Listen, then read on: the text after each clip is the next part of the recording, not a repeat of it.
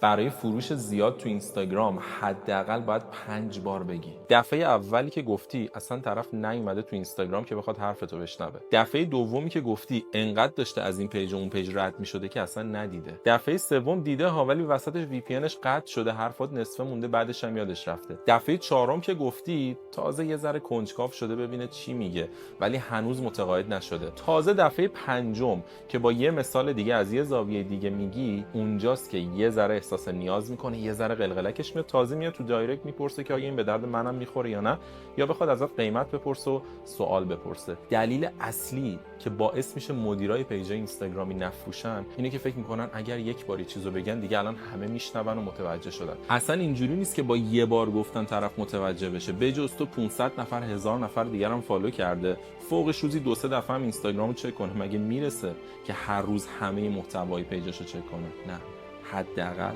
5 بار.